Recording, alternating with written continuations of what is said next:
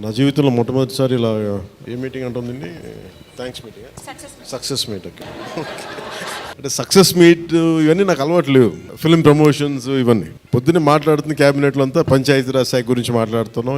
ఆ పనులు ఈ పనులు ఉంటాయి.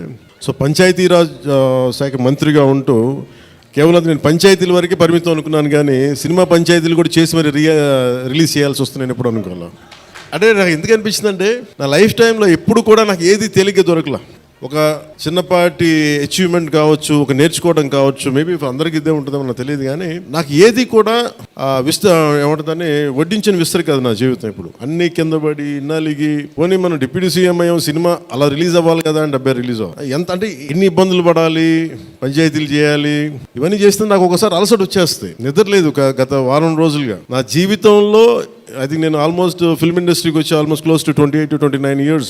మొన్న 2 days ఈ సినిమా గురించి మాట్లాడిన దాన్ని కనీసం 10% కూడా మాట్లాడి లాస్ట్ 28 years. అండ్ నాకు ఒక్కసారి అనిపిస్తుంది అసలు సినిమా ఎవరితో మాట్లాడకూడదు, ఒంటరిగా ఉండాలనుకున్నానేమో. నేను ఇలా పబ్లిక్ లైఫ్లోకి వచ్చాను. అసలు సక్సెస్లకి లేదా అన్నిటికీ అతీతంగా ఉండాలనుకుంటే నాకు భగవంతుడు నా చేత ఎలా చేయించాడంటే కూర్చోబెట్టి నీ సినిమా నువ్వు కూడా ప్రమోట్ చేసుకునే పరిస్థితికి తీసుకొచ్చాను నేను.